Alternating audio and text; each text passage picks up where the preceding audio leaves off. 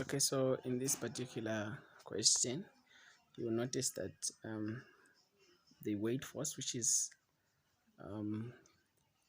pulling downwards, is having two components. Of course, we have the mg sine theta and the mg cos theta here. And in addition to that, we're also having another force, which is the friction force. Okay, so meaning this force right here should be equal to these two forces.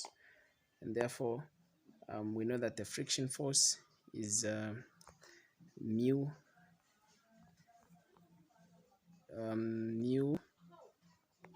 mg cos theta, okay, plus mg sine of theta. So the reason why we are adding is because this force must be equal to the forces which are acting in this direction. So yeah, basically that's the case.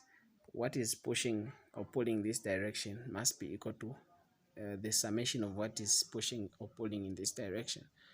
And that's what we're having here. We have the friction force, which is opposing the force, and also have the other component of the weight force, which is pushing down the plane. So that's why we are adding the friction and the mg sine theta here.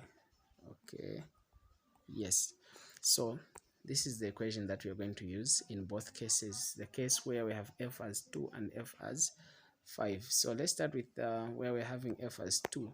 So meaning our first equation will be something like a 2 is equals to, now you'd notice that here at f is equals to 2, friction is 0.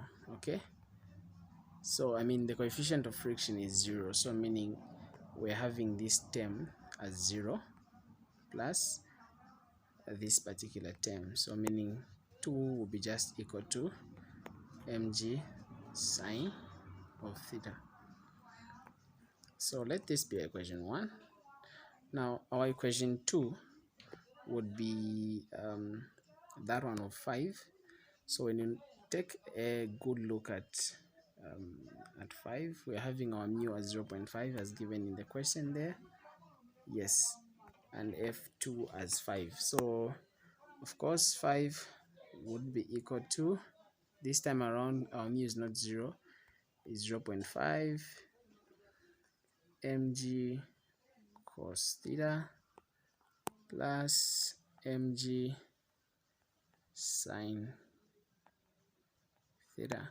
So we're having these two particular systems of equation. This is more like our equation 2, this was our equation 1. So how can we go about this particular problem? So with me, I would rather say we subtract equation 1 from equation 2. So meaning 5 minus 2, we're going to have a 3. And then look at this term particular here and this term. Subtraction will render these two a 0. Okay, so which will just make our 3 to be equal to this term right here. So 0.5 mg cosine of theta.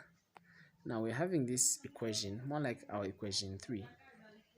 Okay, this is our equation 3, and then we're having also an equation 1. So I think we can use this particular equation and this particular equation to somehow make use of trigonometry, since we are having a cos here and a sine here. So we know that particularly when we do this divided by this, we're going to have a tan.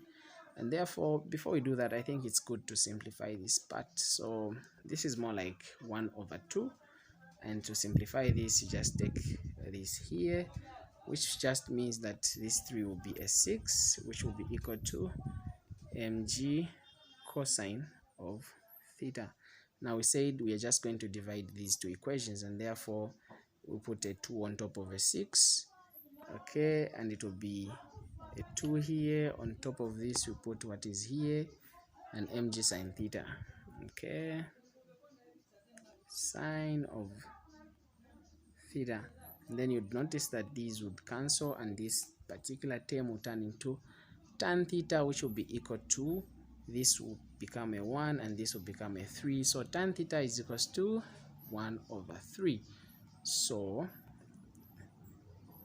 tan theta is equals to 1 over 3, and therefore theta is equals to the tan inverse of 1 over 3, which is approximately 18.4 degrees.